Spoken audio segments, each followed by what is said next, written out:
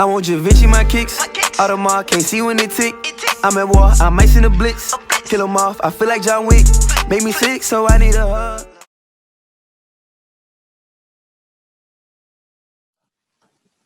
Welcome back to You're Not Gonna Like This. This is the final part C of WNBA and NBA movements for social justice. And I have the same people that were joining me in previous parts A and part B, J.Halfaday and PJ, my co-host.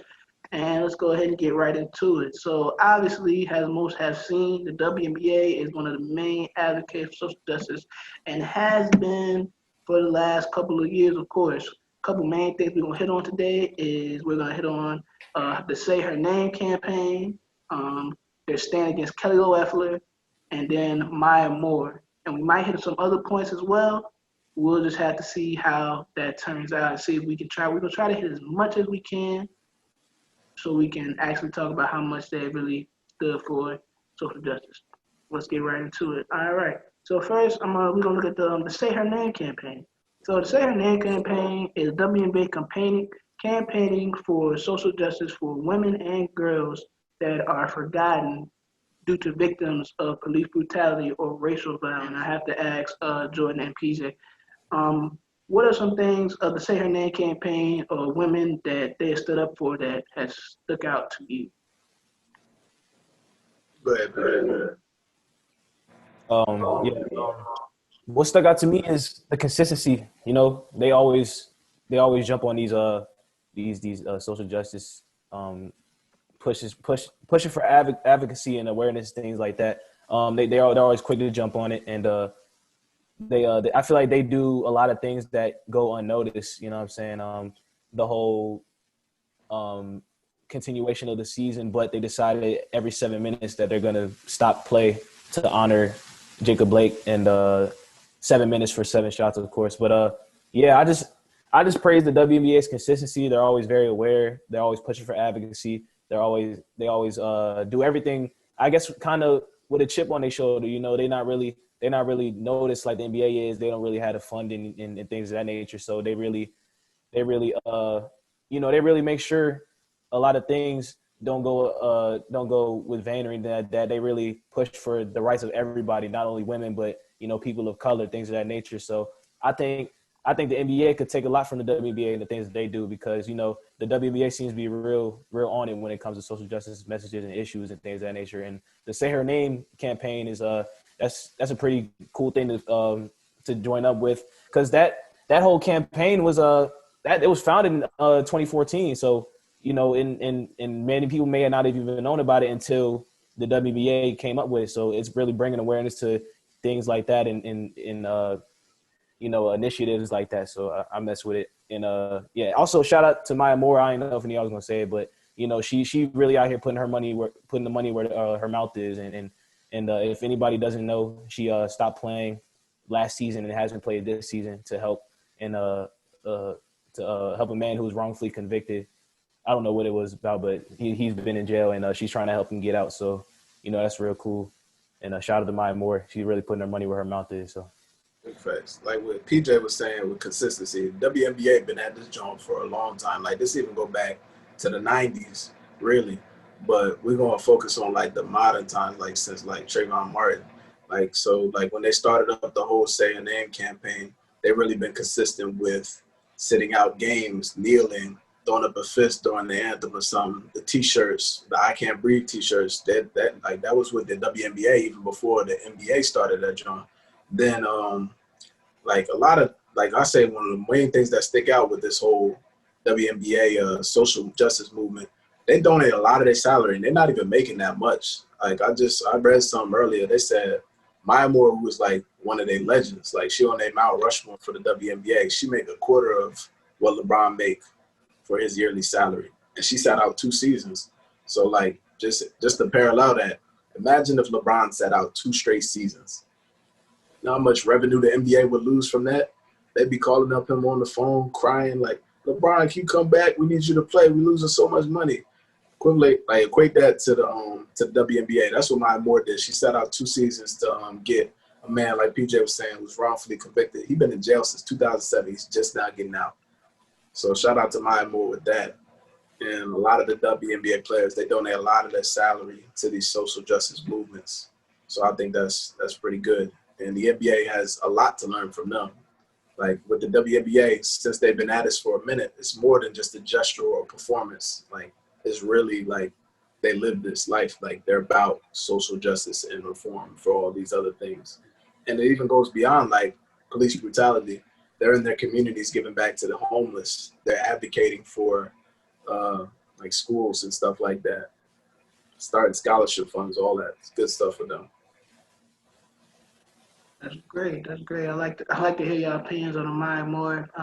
I'm in agreement with both of y'all as well. It's really great to see that she's actually like doing what she's about. Like she's really sitting out 2 seasons of salary. Like Jordan said, they don't make a lot of money. Like a quarter of what LeBron makes. Just to put down perspective really fast for y'all, LeBron makes $38 million a year to play, and that would be, if I'm correct, that would be around less than $9 million, if I'm not mistaken. So that's a huge stand for what she's doing. And also agree and Jordan, he was released this past March, I believe, if I'm not mistaken. I misspoke. It's a quarter of a game. Quarter of the game. Yeah, it's like 120K. That's what she make on the season. Yeah, that's bad. I also want to say, you said he was locked up since 2007. I think it's been longer than that for real. Yeah, it was 97. Yeah, that's what she started looking at it. My fault. It was 97. It's been 22 years. Yeah, he was in max security for 23 years. Yeah. Shout out to her, man. Definitely. Now, well, let's keep the conversation going, of course. One of the biggest things that they've been doing since they've been back in season is that they took a stand against Kelly Loeffler. Kelly Loeffler is an Atlanta or Georgia politician, and she came out and said that she did not support Black Lives Matter, and she didn't like how sports were getting political. Now, I want to mention it's even worse to the fact because she is a co-owner for the Atlanta Dream, and it's really rough to see that somebody involved in WNBA has WNBA been doing the advocacy for this long, for her to come out and say that, it kind of just like removes or just cancels out everything they've kind of did for one of their owners to come out and say that. And that's not a good at all. A couple things they have did is they have advocated for voting for her political opponent, Ralph Warnock. I do have a couple small bits of information on him. He is he's a Democratic, and he's a black Democratic, and he was born and raised in Atlanta. Actually, he's a pastor at Ebenezer Baptist Church. That's a few things about him. If you do want to learn more about him, go ahead and visit his website. It's warnockforgeorgia.com, and it's going to come up as well. And it'll also be in the bio so y'all can look at him. And those that do live in Atlanta, I know I have a few friends that are from Atlanta, so they can definitely help that case out as well. But I have to ask you all, how do y'all feel of WNBA taking a stand against Kelly Loeffler? That's big. It's like you can parallel that to like everybody on the Hornets. Since Michael Jordan's the owner, they said we're not gonna wear Jordans to play and we're gonna ball in Adidas instead of the Jordan team shoe. Something like that, just to take money out of their owner's pocket. But even on another level, like since she's a politician, we're gonna put somebody else in your place since you don't support us. Yeah, my take on it is, it's cool. I like what they're doing. A lot of people wouldn't do stuff like that. You feel me? She's a co-owner of a team, and the people on her own team, they feel betrayed. You know what I'm saying? And because they feel betrayed, they not rocking with her no more. And it's as simple as that. You know what I'm saying? Because at the end of the day, they the ones making a lot of the money that she makes. I know she may have been in a high position of power before owning the team, but a lot of the team's revenue is a lot of the money, a good amount of money that she makes herself. So, I think it's cool. And I think it really shows, her statements against Black Lives Matter just shows, a lot of people hide behind these kind of masks and before even her statement, a lot of the people that she knew and a lot of people in the WNBA that she knew, they just believed she was like another hoop lover. You know what I'm saying? She talked hoops with them. She did this, that, and the third with them without maybe even knowing her position, with things like this. And I know she was Republican, but you know, a lot of people may have been you know, may have just been thinking that whatever she was saying was just to win over some votes. But you know, like I said before, this whole Black Lives Matter thing should not be political. It's human decency. Black people should not have to die because they may have did something wrong one time, or they were resisting arrest. You shouldn't lose your life for that. And for her to sit up there and say, you know, I don't believe in Black Lives Matter. I don't like it. I don't like this. I don't like that. How could you say that when a lot of the players on your team are Black? And and at the end of the day, it's cool that the WNBA, you know, took this stance against their owner and don't even care, you know, what the ramifications of that could be, because they're all about making change. They're all about social justice. You know what I'm saying? So it's another thing the NBA could take away from the WNBA.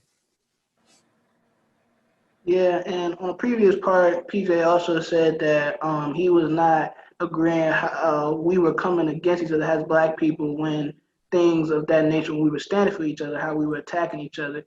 And I remember seeing when they first started doing that a lot of people were like bashing the NBA and the NFL for not doing the magnitude of what WNBA is doing.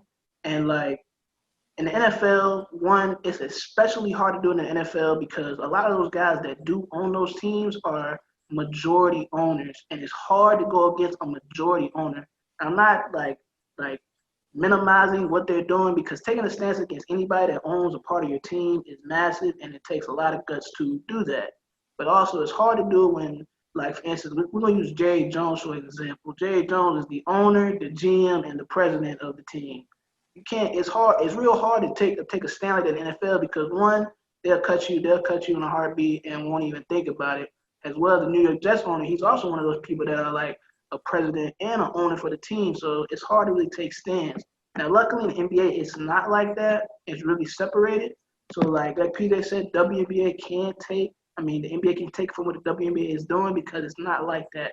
But it's hard to come to the NFL, especially because the owner is just like so transcendent amongst the organization. It's really hard for them to take the stand. So that's why with them sitting out for those practices is a massive step, because it takes a lot of guts to really do that. And let me just say, I think the NBA and their stars should, you know, kind of team up with what the WNBA is doing to, you know, get this lady out of office. I think a lot of the stuff that they're doing, you know, goes unnoticed. And I think that NBA players should want to help them push this message that this lady does not deserve to be in this position of power. And she does not care for Black Lives Matter, something that shouldn't be about parties. Like I said, I think that the NBA should, you know, pay attention to that and join them in their fight, you know, against her and against what she stands for. So I think that the message would be, you know, it would be presented in a way wider scale if the NBA had, you know, said something about it too. I think that they should come together with that and try to really use their platform and their impact to get her out of office, because you know she can't stay in there if she don't think Black Lives Matter. You know what I'm saying? Yeah, that'd be definitely really great to see those two leagues come together and collab on something so important, especially in today's times, of course. And like that's really good. Jordan, you got anything else you want to add to WNBA?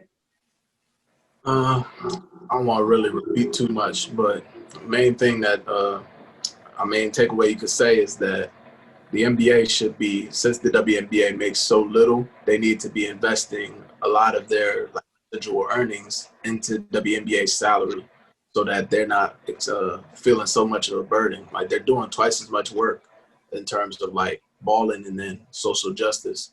So I feel as though since NBA players are making 10 times as much of them, they need to give them some of their salaries, donate into some of their funds or their causes, so that they're not spending their whole salary on those issues. You guys are making 10 times more. Invest y'all stuff into their movements. Get on their wave. Get on their boat.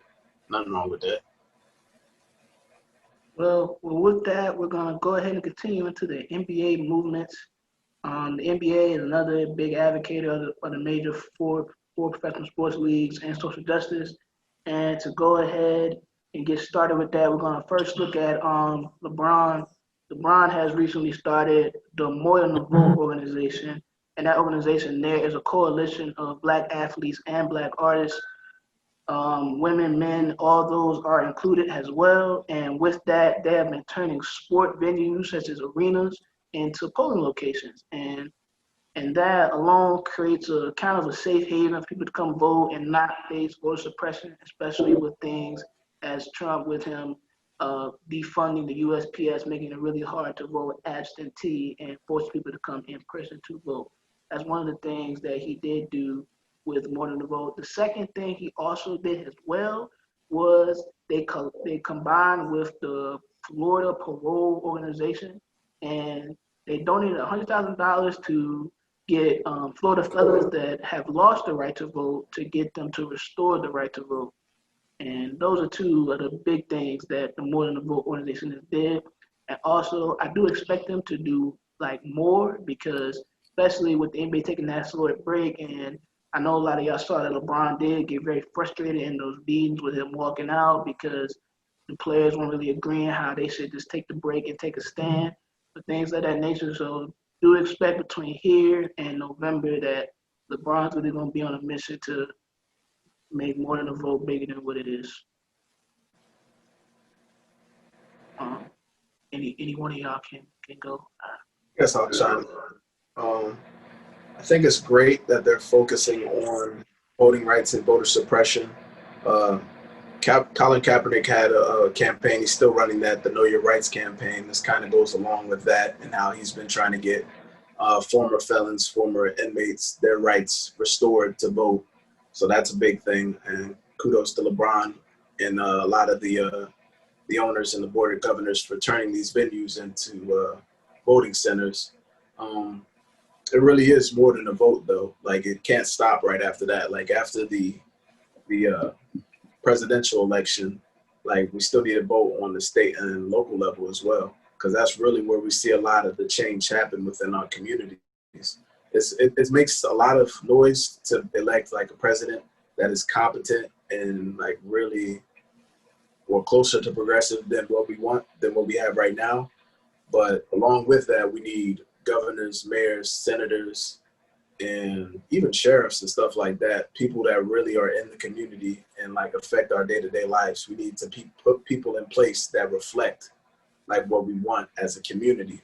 So like in these metropolitan areas, we don't really need some 75-year-old white man being the mayor of those places. We need a younger person with more progressive ideals. So it's important to vote at the presidential level, but we also need to vote at the state and local level as well. So I'd love to see the NBA get involved on those things as well, but they don't really live in those communities, so it's kind of difficult. Before PJ goes, I gotta correct myself. It's not the Florida Parole Organization. It's the Florida Rights Restoration Organization. Oh, go ahead, PJ. Yeah, I mean, y'all pretty much touched base on all of it. So, I mean, we know what LeBron's about. He was on one of the only teams that, you know, decided that they shouldn't play. And he knows the scope of what a strike could be and how you need to be about what you talk about, you know what I'm saying? So we know what LeBron's about. More Than a Vote, that's a great initiative.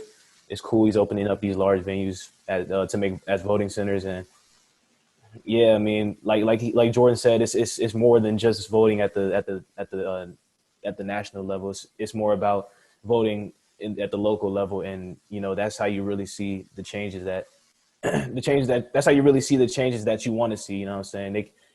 There's only so much that the federal government can do in your community, but you gotta vote where it matters in your community and in your cities and things of that nature. So yeah, I agree with both of y'all. Yeah, and to back up what Jordan is saying, yes, the president election is one of the most important elections in America, but don't forget your local elections, because like he did say, that those are the ones responsible for those that you want to see in your communities. Like for instance of Breonna Taylor and Jacob Blake, the DAs in those towns or cities are responsible for holding the police officers and those accountable to get the arrests that you all want to see. Next, where we look at the Social Change Fund. Social Change Fund was started by Wade, Mello, and CP3, And their mission statement here is to invest and support organizations that support the liberation of Black people and advocate for indigenous people as well and communities of color through, let me see, make sure I got it, through lens of policy solutions, community representation, and narrative change. And priorities for them as of right now is ending police brutality, championing for criminal justice reform, enabling economic equality, supporting voting and civic engagement, and advocating for the human rights of all. First, I'm gonna ask PJ, how do you feel about that alone of reading about the social change fund? It's cool, man. It's just NBA stars and people with power, you know, trying to push what we want to see and try to apply pressure. So, yeah, I don't got too much to say about it because you know we know how they are and what they're about. So I think it's pretty cool. It's a cool initiative and hopefully you know something comes out of it because you know those guys hold a lot of power in the community and they have a huge platform. So kudos to them. I guess I'll jump in. I guess with them, like that's a good initiative to start. I just hope that after this, after the hype, I'll say after it's no longer trending, they stay consistent with it and they keep pushing this initiative into these communities and they get community leaders involved in their projects and their movements and stuff like that. Don't go and hire like the people you see on social media, the verified people. Like actually go into the communities, talk to some people, and get somebody who's known within those areas to do the good work. And that's really all I got to say on that. Okay, well, with that, a few things I have to add is that Chris Paul and Wade and Melo, like PJ said, aren't new to this. They have this before. CP3 has his own organization that donates to those to help revitalize Black communities and give them a fair chances for underprivileged as well as Wade. It does the same thing, and Melo Champions for Black Justice, as well as Wade. He also fights for a discrimination of the LGBTQ community as well. With his daughter, is it Zaya Wade, if I'm not mistaken? Hope I got that correct. Yeah. He also does that as well. So just to say that though they're not new to what they're doing, and it's not shocking at all to see them come together and have their own fun. That is all we have for episode 2 of Social Justice. We are glad that y'all joined us today for a very important conversation. We also like to thank J.Halfaday for taking the time out of the day to come and participate on our show as well. And this is our signing off, J.Halfaday as well, and PJ, my co signing off as well. Thank y'all for joining us, and see y'all soon.